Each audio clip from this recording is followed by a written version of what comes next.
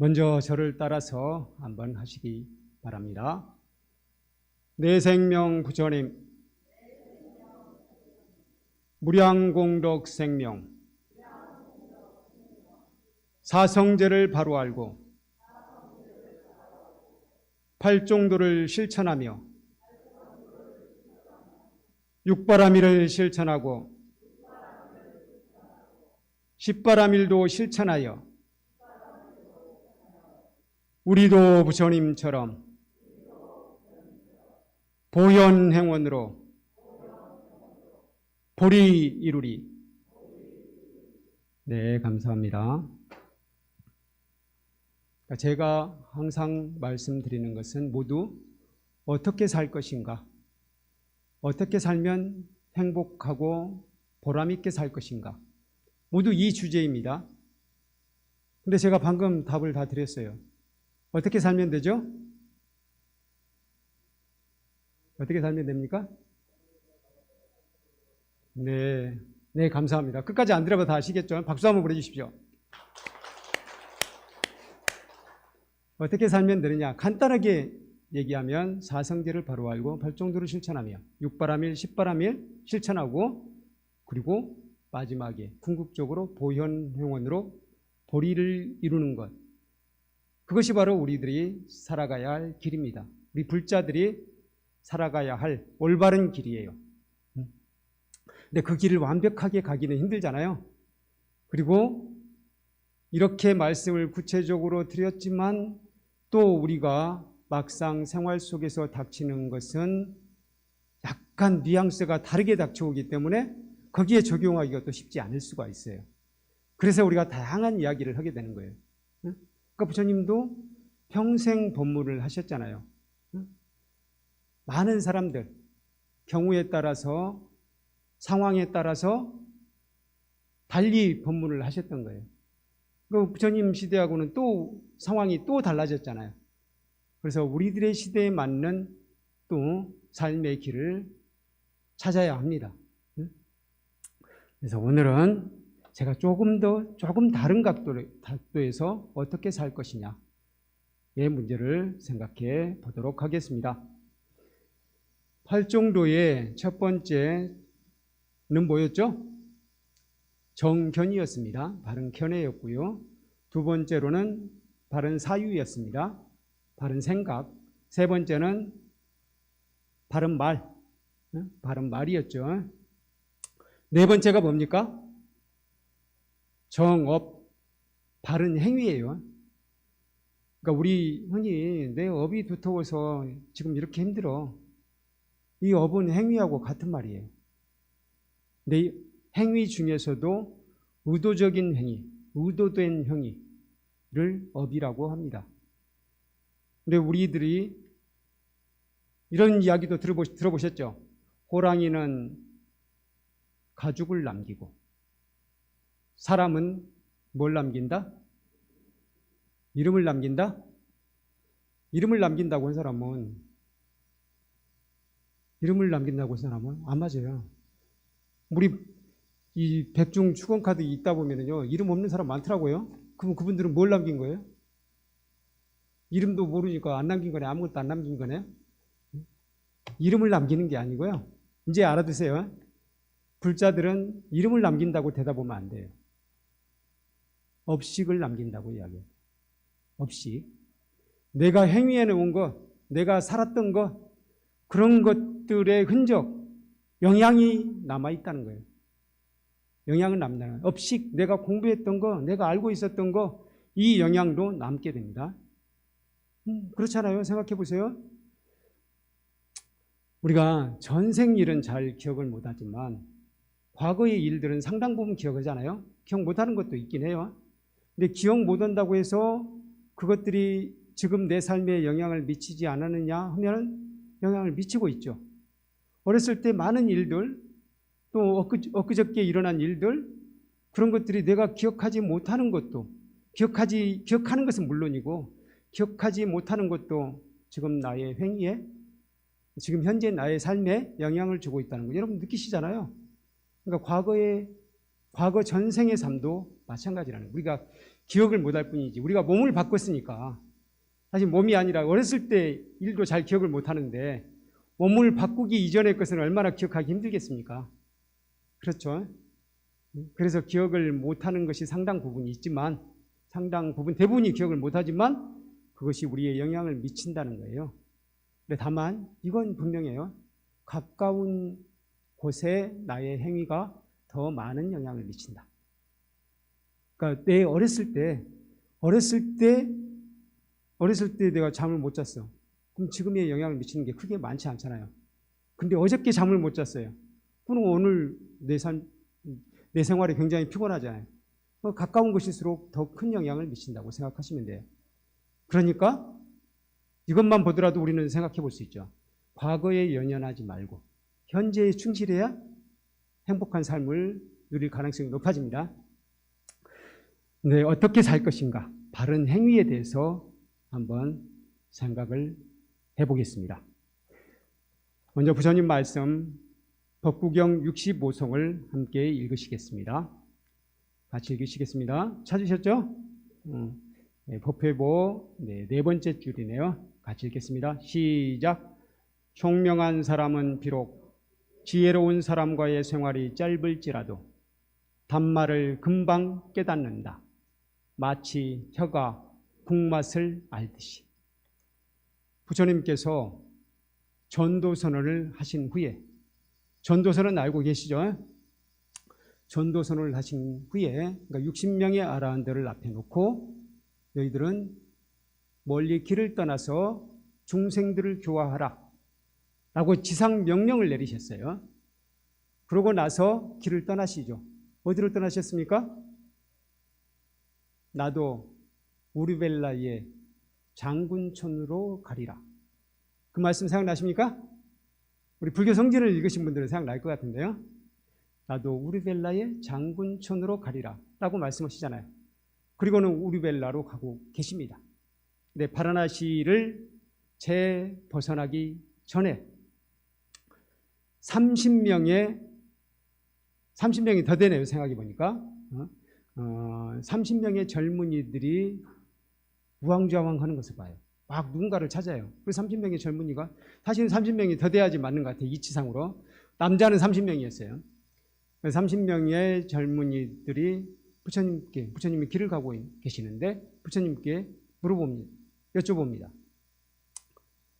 저 현자시여, 수행자시여, 혹시 어떤 기녀, 아리따운 여인이 뭔가를 막 잔뜩 움켜쥐고 잔뜩 들고 가는 것을 보지 않으셨습니까? 라고 물어봐요. 그러니까 그 사람들은 하도 허둥지둥하고 있는 걸 보니까 부처님께서 자초지종 물어요. 도대체 무슨 일이냐? 그러니까 그분들이 이렇게 이야기를 합니다.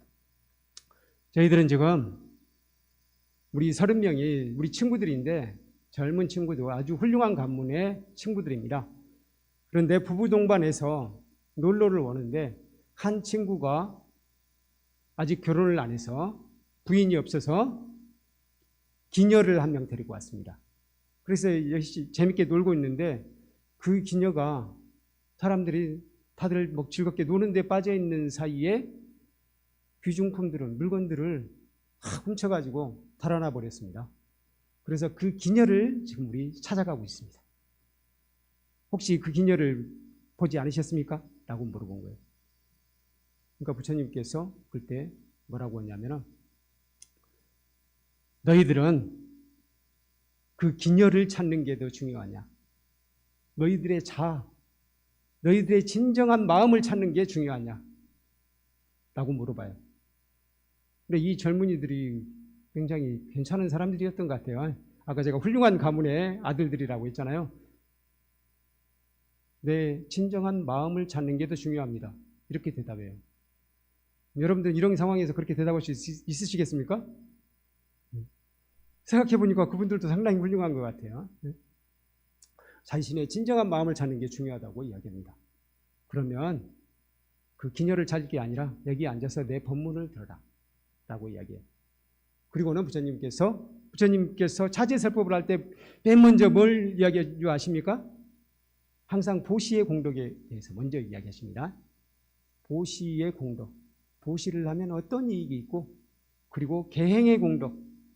바른 생활을 하면 어떤 이익이 있고, 그렇게 보시를 하고 계행을 지키면은 천상에 태어나게 된다. 이 말씀부터 하시고 나서 그 다음에 얘기를 전개해요.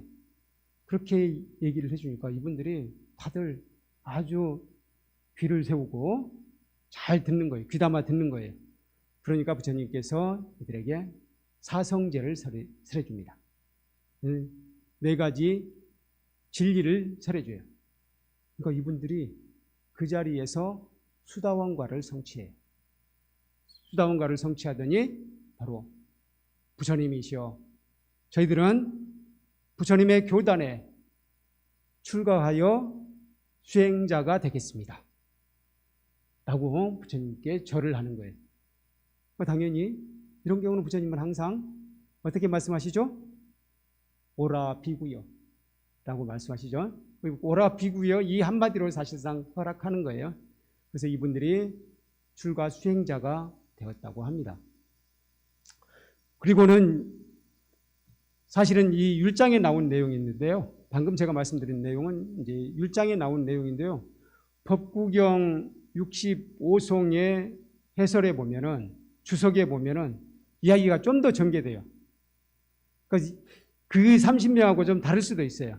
어쨌든 30명이 똑같은 상황이에요. 똑같은 상황에서 출가를 한 다음에 교단으로 옵니다. 교단에 와서 열심히 수행한 결과 아주 짧은 시간에, 승가에 와서 아주 짧은 시간에 아라한을 성취해요. 그러니까 주위에 다른 스님들이 부처님께 여쭤보는 거예요. 어떻게 저분들은 이렇게 짧은 시간에, 우리들은 이렇게 오랜 세월 수행을 해도 안 되는데 저분들은 짧은 시간에 저렇게 아라한과를 성취했습니까? 라고 부처님께 여쭤봅니다. 그러니까 부처님께서 바로 이 개송을 읊으셨던 거예요. 이 개송 제가 다시 한번 읽어드리겠습니다. 총명한 사람은 비록 지혜로운 사람과의 생활이 짧을지라도 담마, 법이죠. 법 진리를 금방 깨닫는다. 마치 혀가 국맛을 알듯이. 지혜로운 사람은 누굽니까? 바로 부처님이죠. 부처님 또는 아라한이어도 괜찮습니다. 부처님과 같은 그런 지혜로운 사람과 짧게 생활할지라도 금방 법, 진리를 깨닫는다 라고 말씀을 하셨습니다. 마치 혀가 국맛을 알듯이. 그러면 어리석은 사람은 지혜로운 사람과 생활해도 담마, 법을 빨리 깨닫지 못하겠네요. 그러면 뭐가 국맛을 모르듯이? 국자가 숟가락이 당연히 숟가락이 국맛을 모르듯이. 숟가락으로 우리가 국을 떠서 먹지만 숟가락은 국맛을 압니까 모릅니까? 모르죠. 근데 내 입안에 있는 혀는 국맛을 알아요. 내 혀는 그렇게 진리를 금방 알아본다. 그러니까 이 혀가 바로 우리 지혜로운 사람, 바로 여러분과 같은 사람들이에요. 여러분과 같은 사람들은 혀가 국맛을 알듯이 금방 단말을 깨닫는다 라고 부처님께서 말씀하셨습니다. 지혜로운 사람의 생활, 그분이 어떻게 살고 있는지, 어떤 생각을 하고 있는지 그걸 보면은 지혜로운 사람은 금방 깨닫게 된다는 거예요. 그래서 부처님과 같이 생활했던 사람들은 보면은 부처님의 개송 한마디를 듣고 부처님하고 같이 살면서 바로 깨닫는 경우가 굉장히 많았던 거예요. 부처님께서 어떻게 사셨는지 그걸 아시면은 금방 깨닫는다 하는 것입니다. 그런데 오늘날 우리 시대에는 어떻게 행위하면서 살 것이냐? 그러니까 그동안 제가 어떤 견해를 가지고 살 것인지, 어떻게 생각하면서 살 것인지, 어떤 말을 하면서 살 것인지 그 세 가지를 말씀드렸어요. 혹시 기억이 나세요? 기억이 나시는 분도 있고 기억 안 나셔도 괜찮아요. 왜냐하면 여러분들 거의 다 지금 기본교육을 받으셨고 책을 읽으셨잖아요. 불교 성전에도 다 나옵니다. 다들 알고 계셔요. 근데 오늘은 제가 약간은 다른 각도로 어떻게 살 것인지를 또 말씀을 드리도록 하겠습니다. 어떤 행위를 할 것인지 저는 세 가지로 한번 정리를 해보겠습니다. 첫 번째, 시와 미와 사랑과 낭만을 추구하는 행위를 하겠습니다. 두 번째, 평안하고 고요한 삶을 추구하는 행위를 하겠습니다. 세 번째, 세상에 공헌하는 행위를 추구하겠습니다. 두 번째, 세 번째 먼저 말씀을 드리도록 하겠습니다. 두 번째, 평안하고 고요한 삶. 우리들은 항상 마음이 들끓고 있잖아요. 뭔가를 고민하고 있어요. 가만히 있으면서도 뭔가 막 생각을 해요. 또는 생각하지 않으면 재밌는 걸 추구해요. 뭐 텔레비전을 보거나 아니면 뭐 유튜브를 보거나 뭐 오락을 하거나 스포츠 게임을 하는 것을 보거나 그렇게 하면서 우리 하루 일상을 보면요. 쉬는 시간이 거의 없어요. 고요하게 마음이 가라앉은 경우가 별로 없어요. 아, 이 다음에는 뭘 해야지? 일단 뭐 해야지?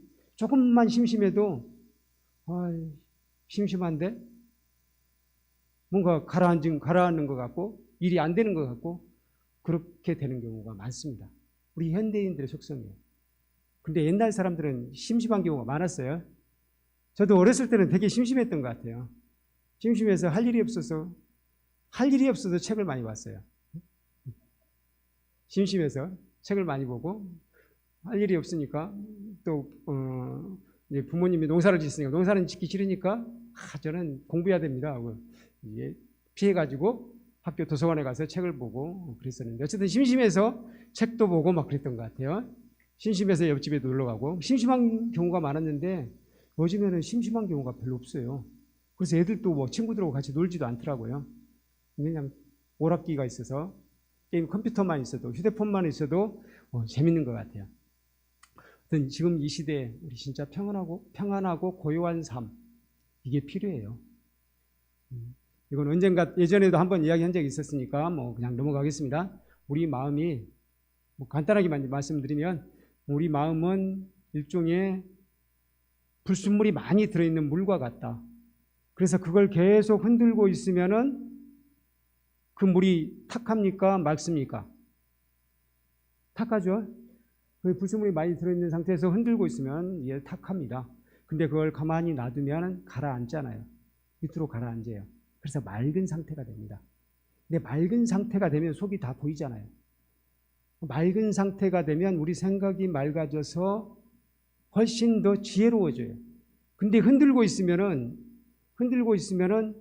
이게 분간이 안 가요. 어떤 것이 먼지인지 어떤 것이 물인지 이게 분간이 안 가가지고 약간 혼미한 상태가 된다는 거예요. 그러니까 예를 들자면 술 취한 상태 비슷한 거예요. 술 취한 상태일 때 사실 현명한 생각, 명료한 생각을 하기 힘들잖아요. 그렇듯이 마찬가지입니다. 그래서 우리 고요한 상태를 유지해야 된다는 거예요. 그래서 저는 평안하고 고요한 삶을 추구하는 행위를 하겠습니다. 다시 말하면 선정수행을 하겠습니다도 좋고요. 조용히 명상에 잠기는 시간을 가끔이라도 갖겠습니다. 이렇게 이야기할 수 있겠습니다. 그리고 세 번째는 세상에 공헌하는 행위는 다시 말하면 뭐죠? 보살행위입니다. 다시 말하면 보살행. 세상에 공헌하는 행위. 여러분들이 사찰에 와서 봉사활동을 하는 건 이거 다 봉사행위죠. 그리고 복지센터 같은 데서 봉사하는 것. 이것도 마찬가지로 보살행위입니다.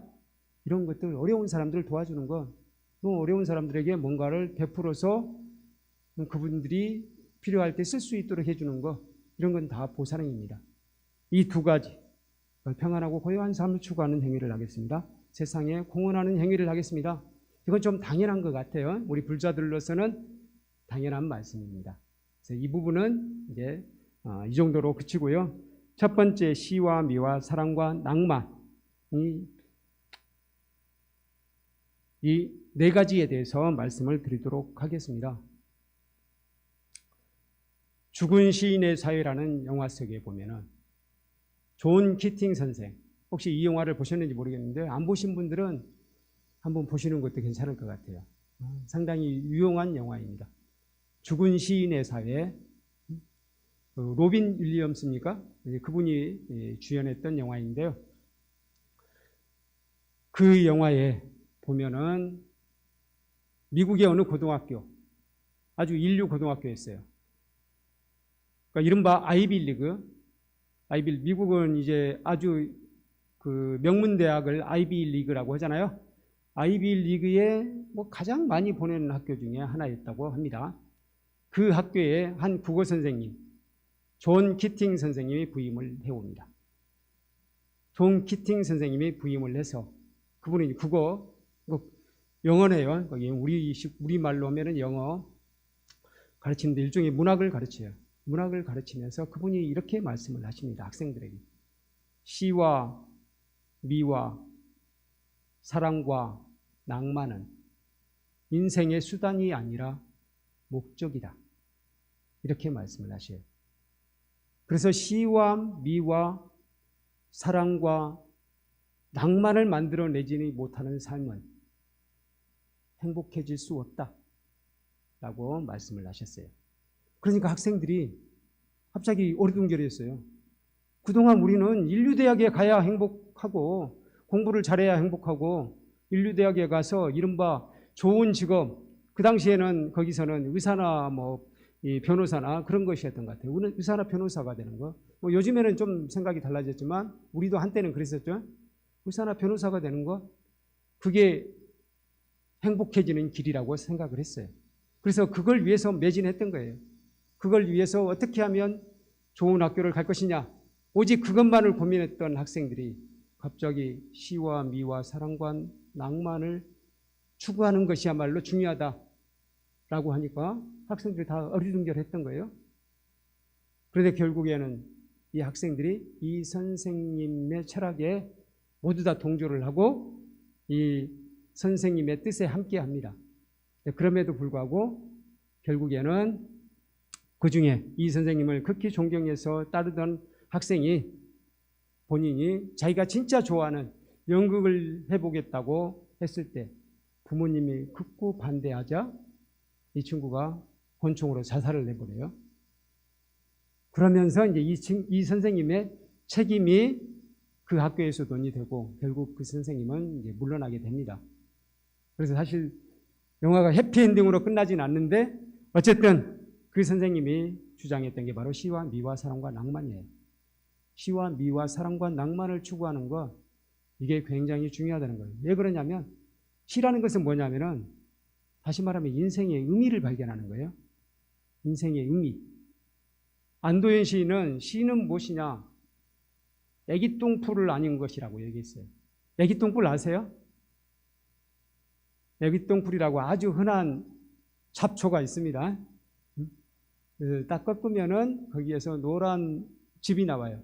그 노란 즙이 마치 애기똥 색깔이다 해서 애기똥풀이라고 해요. 애기똥풀. 안도현 씨는 애기똥풀을 아는 것이라고 얘기했어요. 애기똥풀을 아는 게 무슨 시냐? 그렇게 이야기할 수 있는데 이건 무슨 이야기냐면은 애기똥풀과 대화를 할 수 있다는 거예요. 우리가 보면은 풀이라든가 나무라든가 이름을 알면은 한 번 더 관심을 갖게 되더라고요. 그렇게 되고 그 나무가 어디에 있고 그런 것에 관심을 갖고 그 나무와 대화하게 돼요. 저도 북한산을 자주 가다 보니까 지금도 머릿속에 어디에는 어떤 나무가 있고 저 우산각 옆에는 불두화가 있고 그 앞에는 기룩나무가 있고 기룩나무 아주 울창한 것이 어느 날 재작년 10월 1일인가 가지가 많이 꺾여가지고 지금은 많이 줄어들었고 그런 걸 다 알고 있어요. 그렇게 이름을 알게 되면 대화를 하게 된다는 거예요. 시라는 것은 바로 그거예요. 자연과 대화를 나누는 것, 또는 인생의 의미를 생각해 보는 것, 찾아가는 것. 꼭 시를 쓰는 것이 시가 아니에요. 우리가 태어났으니까, 사람으로 태어난 이상 인생의 전문가가 되어야 되는 거 아니에요? 그렇죠? 목수는 나무의 전문가가 되어야 되듯이 우리는 사람으로 태어났으니까 인생의 전문가가 되어야죠. 그러면 인생이 무엇인가를 생각해 봐야죠. 철학자처럼 막 이렇게 어렵게 이야기할 필요가 없어요. 우리 느끼는 것, 감성적으로 느끼는 것, 그게 바로 시예요. 그걸 찾아 나가지 않는 삶이란, 그걸 생각하지 않는 삶이란, 왜 사느냐를 생각하지 않는 삶이란 의미가 없다고 존 기팅 선생은 이야기하는 거예요. 그래서 시, 왜 사느냐를 묻는 것, 그리고 그러기 위해서 우리가 접하는 수많은 자연 또는 사람과 서로 대화하고 그리고 소통하는 것, 그러니까 사람뿐만 아니라 동물이라든가 식물이라든가 이런 것들과 소통하는 것, 이 속에서 시가 들어있거든요. 바로 그게 우리들이 행위해야 될 것이다, 추구해야 될 행위다 하는 것입니다. 그 다음에 미를 추구하는 삶, 이건 사실은 제가 강조하지 않아도 여러분들 다 하고 계세요. 여러분들 오늘 여기 오실 때도 옷을 어떤 것을 입을 것인지 생각해 보셨잖아요. 저는 사실 고민 안 했어요. 저는 어떤 옷을 입을지 고민 안 했습니다. 딱 정해져 있어서. 근데 여러분들은 어떤 옷을 입을지 고민해 보셨잖아요. 그리고 거울도 한번 보시잖아요. 입어보니까 뭐 어울리는 것 같다, 그렇게 해서 나오시는 거잖아요. 이게 바로 미를 추구하는 삶이에요. 그냥 아무렇게나 입지 않는다는 거예요. 그리고 우리 방 안에도 마찬가지로 뭐 이런 거 하나 놓을 때도 적당한 자리에 있을 때 우리가 마음의 안정감을 느끼지, 그냥 막 어지럽게 아무렇게나 놔두면은 진짜 정신이 없잖아요. 그렇게 아름답게 조화롭게 하는 것이 우리들의 속성이에요. 그래서 그런 부분을 전혀 고려하지 않고 그냥 막 산다, 그러면은 그건 바른 삶이 아니라는 거예요.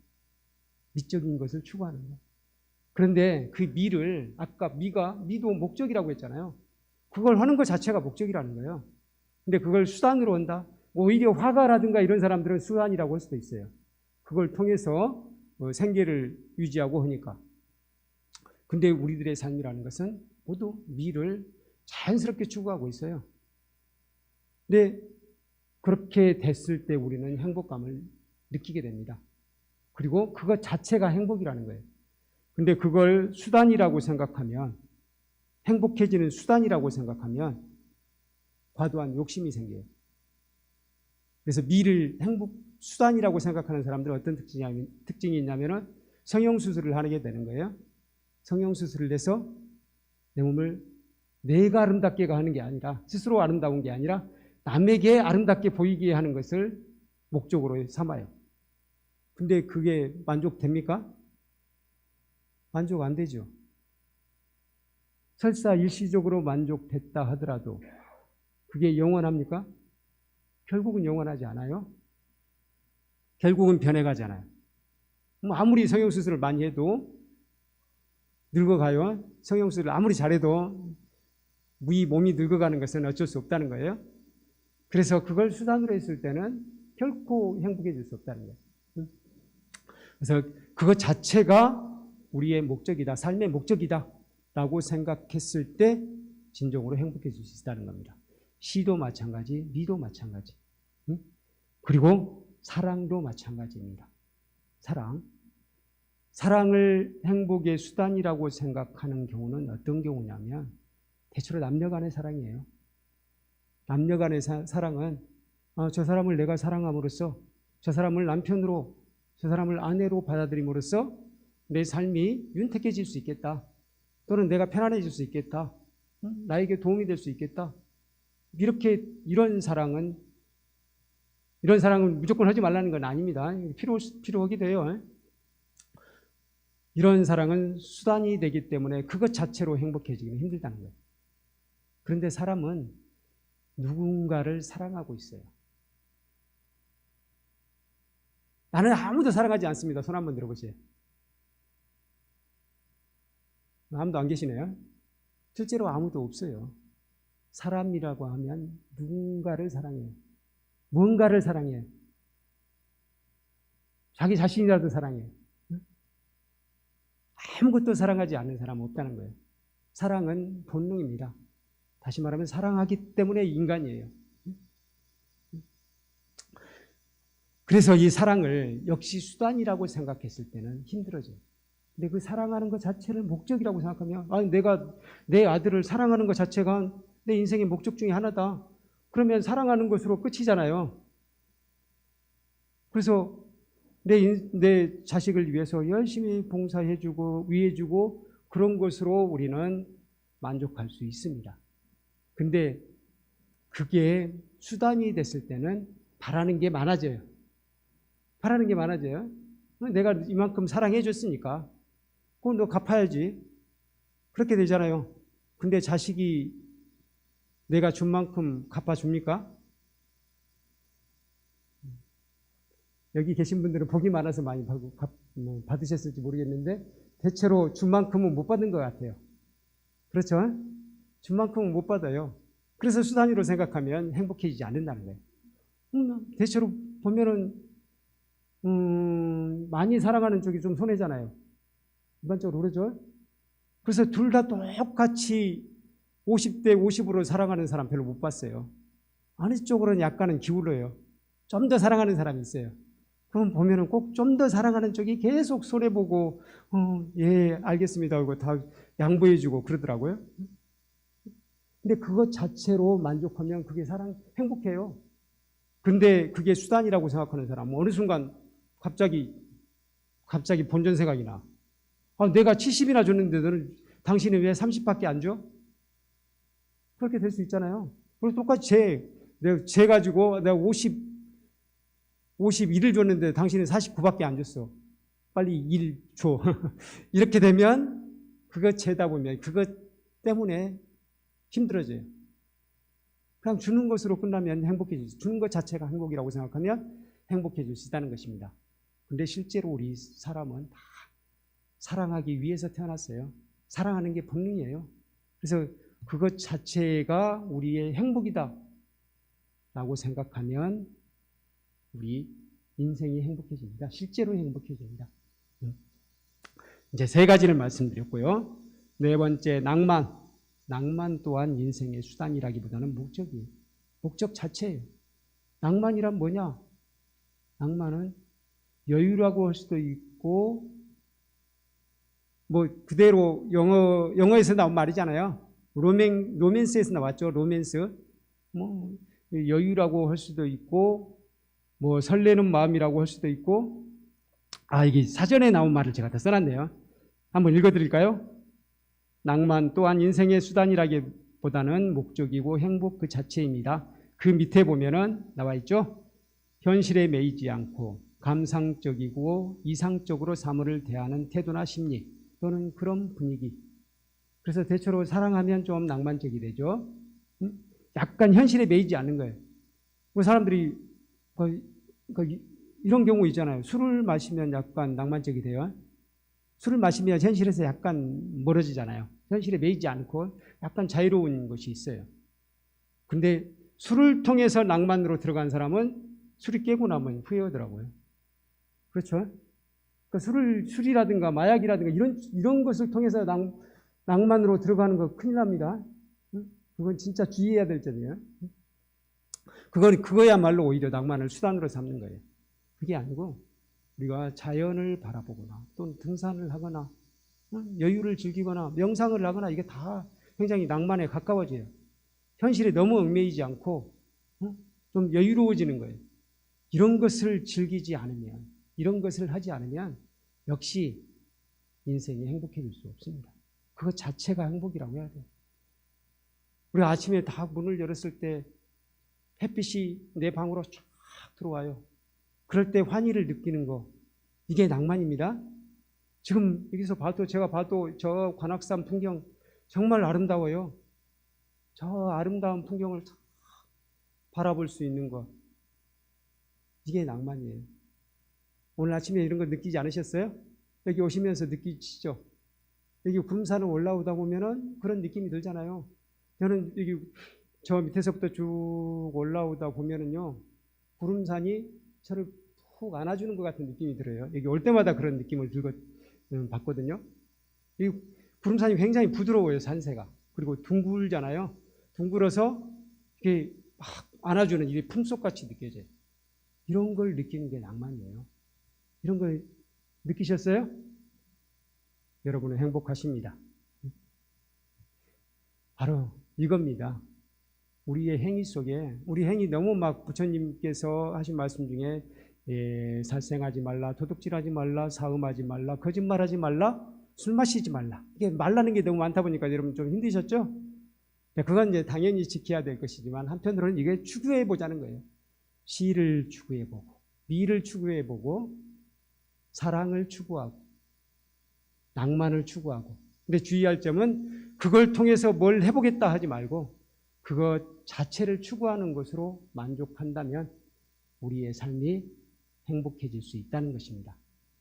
근데 그것만으로는 안 되니까 좀 더 보완을 하자면 아까 제가 맑고 고요한 삶, 평안하고 고요한 삶, 그것도 추구하고 또 보살행도 추구하자라고 말씀을 드렸습니다. 제가 마지막에는 항상 시를 한 편씩 읽죠.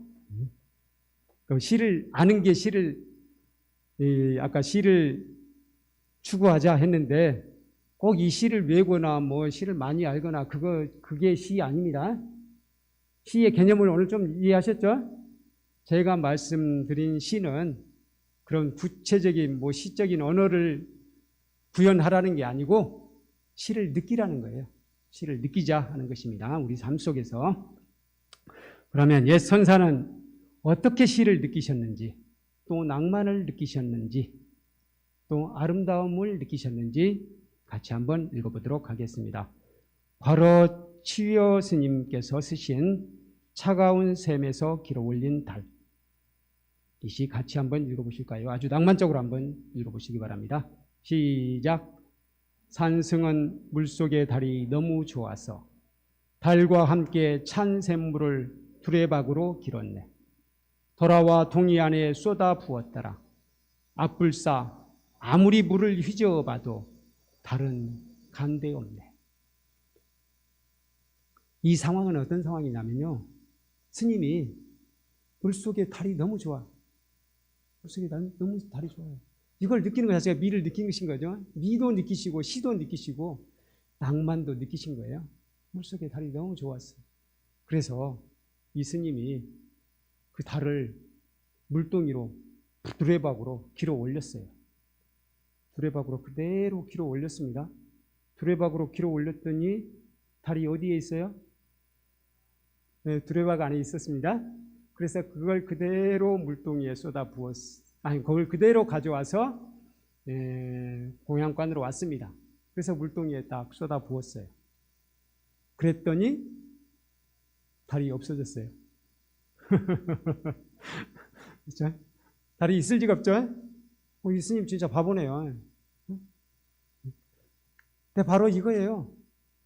자, 그 연못 속에, 샘 속에 있는 달이 아름답다고 느끼는 거, 그걸 또 아름답다고 생각해서 그걸 한번 딱 그대로 떠올려 보는 거, 그리고 두레박 속에 있는 달을 감상해 보는 거. 바로 이게 낭만 아니겠습니까? 이런 것을 느끼는 삶이 되고자 하는 것입니다. 그걸 느낄 수 있다면 다른 건 우리가 크게 성취하지 않았어도 다른 사람들 아주 이제 잘 사는 사람도 있고 부유한 사람들도 있잖아요. 그렇게 살지 않아도 우리의 삶은 행복한 것이다 라고 분명하게 말할 수 있겠습니다. 네, 그러면 제가 법회 마지막에 하는 구호 있죠? 같이 하시겠습니다. 내 생명 부처님, 무량공덕 생명, 사성제를 바로 알고 팔정도를 실천하며 육바라밀을 실천하고 십바라밀도 실천하여 우리도 부처님처럼 보현행원으로 보리 이루리. 네, 이상 마치겠습니다. 감사합니다. 마하반야바라미.